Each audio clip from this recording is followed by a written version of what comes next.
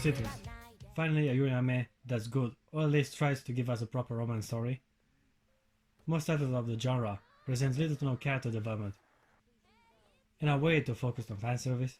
But you may say, hey, I love fanservice, and girls kissing is something I research thoroughly, ever since I was 12-year-old boy. So it should be all good. Well, you gotta give me some context and a little bit more foreplay if you're gonna make a 12-episode show about lesbians. Luckily Citrus does just that, while giving us the most anticipated erotic girl-on-girl scene.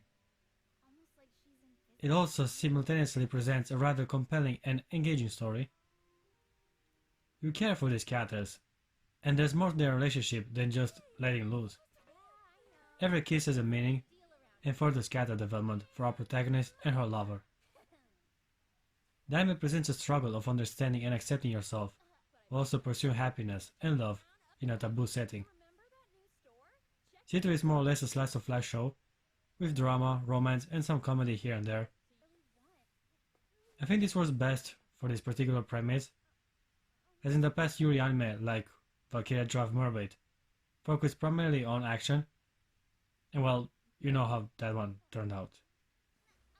Not exactly a character-driven show, I can give you that much.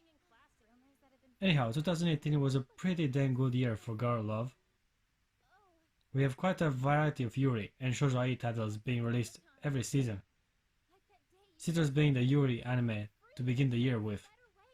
Ironically, 2018 starts strong and ends strong, with yet another well-executed lesbian anime called Bloom Into You. I couldn't stop but notice similar elements between those two, from the way characters act and interact with each other, to the overall predicament they found themselves in. Because I think I'm finally feeling it now. After some superficial research, I found out that Citrus has been around in the manga format for quite a good chunk of time before the first chapter of Bloom Into You was released to the public, but these are complementary anime titles rather than rivals. Each one focuses on a different aspect of the Yuri genre, and for now, I'll be evaluating the route Citrus decided to take. First of all, let me address the anime title. I mean, what does Citrus has to do with girls licking each other? Unless their skin tastes like lemon, I'd say the word citrus is an allusion to the word clitoris, which makes more sense within the story. It all takes place in the private girls only high school. My new school is an all-girls school. It's just gonna be downhill from here! So naturally this is an estrogen-focused show, with all main and most supporting characters being female. Speaking of which, let me introduce you to our protagonist, set on a quest for love, Yuzu Arihara. First things first, she's gorgeous.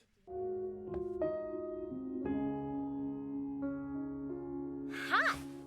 I mean, hell yeah, I wanna see that healthy body give some love to other girls. She's the only blonde chick around, so it's just a guess, but I say that's not her natural color. She looks like one of those gals that don't study and only like to have fun. I haven't learned any of this stuff yet. Whatever, high school girls only need to know fashion and friends. After watching the show though, I'd say her appearance and attire is an expression of freedom. It shows determination and individuality, as she refuses to conform to the norms. In fact, your entire appearance is a violation. Ah! What kind of crap high school doesn't let their girls look cute? A pretty interesting main character to base the story on. What better way to present a story of forbidden love than through the eyes of a rebel? One thing that kinda confused me though is that she wasn't interested in girls at the beginning. Yuzu even talks about dating some cute guys instead of pulling her charms on her girlfriends. Yeah, after the mixer we totally went to second base. What? Wow! That all changes though when she meets the student council president Mei Arihara.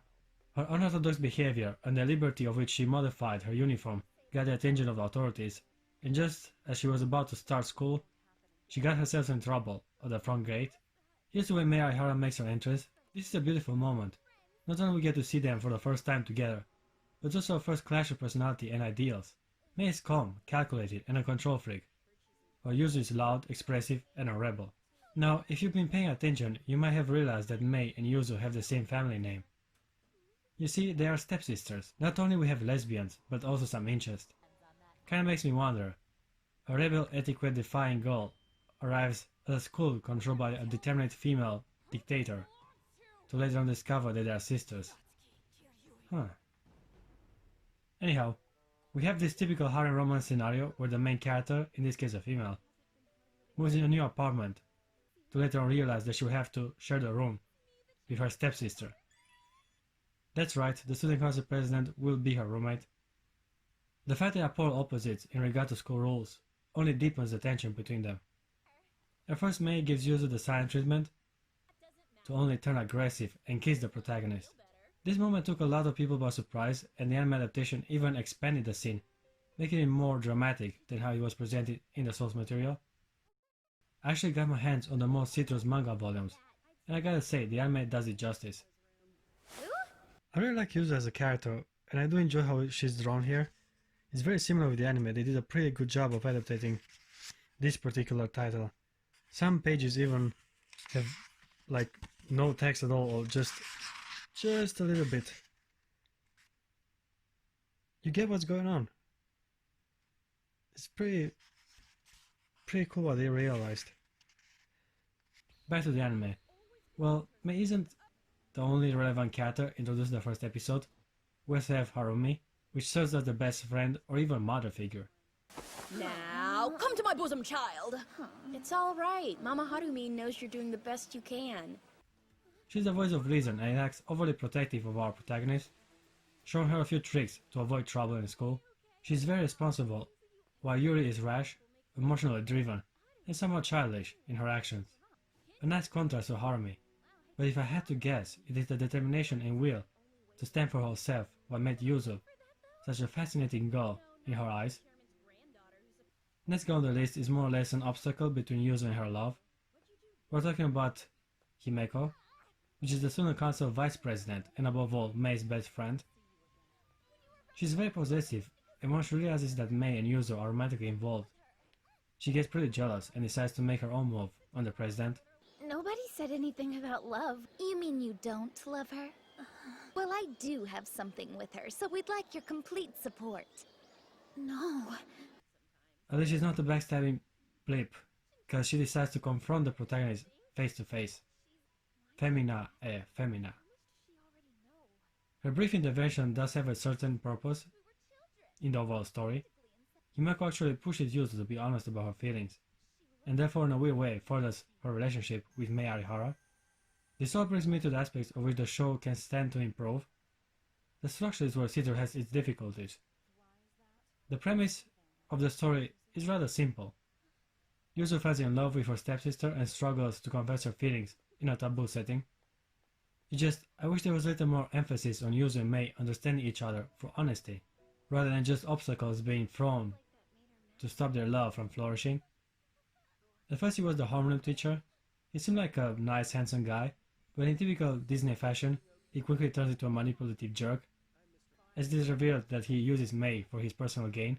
I'm telling you, we'll be fine. As soon as I marry the chairman's granddaughter, money won't be an issue. Then is the grandpa that disapproves of the relationship, to be followed by Himeko and Matsuri later on in the story. Now Matsuri actually has a story arc, as her interaction with Yuzu has a bit more weight than others. They know each other since they were kids, and Matsuri considers Yuzu to be her big sister, which slowly enter a family dispute of some sort with a stepsister and a childhood friend sister fighting for the affection of the main character.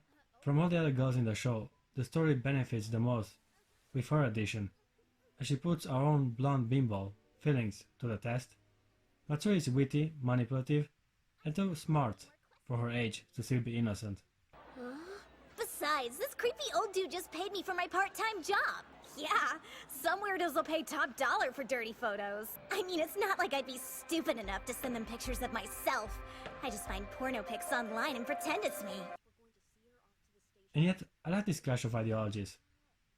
On one hand, the pink hair is a delinquent, living the moment and using people as she pleases. On the other side, Mei is an exemplary student that cherishes the opportunities given to her. Yuzu is kinda in the middle, doing what you please. Might be more fun. And yet she is mature enough to understand her responsibilities. Matsuri does not give it up easily, though, and after some sniffing around, she uncovers the main character's little secret.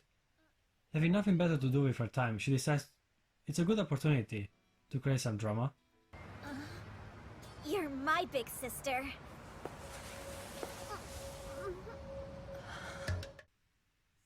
Overall, her introduction was an opportunity for Yuzu to show her mature side and strengthen her bond with her stepsister. Speaking of which, I haven't really described her character that much so far, despite being the main love interest. Mei is more or less an introvert that does not know what she wants. Typical high school girl, if you ask me. She also likes to play hard to get. She's the one that initiates physical contact with Yuzu, and right after pretended not to be interested. Now we know who's on the top. Obviously Mei likes to play with our poor main character feelings. As much as I understand her game, I can't stop but think that she's a manipulative little pervert. Or maybe she's just nervous and indecisive, this being her first serious relationship and all. Bear in mind, we're talking about teenage girls. These creatures never know what they want. Matsuri says it best, if you ask me. But then I realized that you're a dirty slut who goes around kissing everybody. So then it's not really a punishment, but more of a reward. When it comes to Yuzu, I don't know why, but I can sort of relate to her. Again, I'm a hetero manly man. But the way she's confused about her feelings and tries to treat others fairly are traits that captivate me. She has a certain innocence and yet possesses the strength to stay firm on her quest for love. It's also kind of funny how many girls in the school are lesbians. Guess most of them are just fooling around, but a pretty good number of them are definitely into it, pun intended. We're swimming in a sea of raging hormones. Considering this is anime logic, elements like this don't bother me much. What kinda irritates me though is this back and forth between Yuzu and Mei. First Mei initiates contact and Yuzu is confused, then Yuzu wants to touch Mei, but she's not in the mood, and so on, for a couple of times. It feels like backtracking on character development and above all a waste of precious time, in which they might have learned something about each other from talking or doing something together, besides kissing and fighting. Sadly, I also don't like the ending. Don't get me wrong, it's thematic and somewhat fitting with the main story, so it isn't a bad one. But again, it feels like we are learning the same lesson all over again. Even the kiss they had on the bridge, that's supposed to be romantic and stuff, it's kinda standard.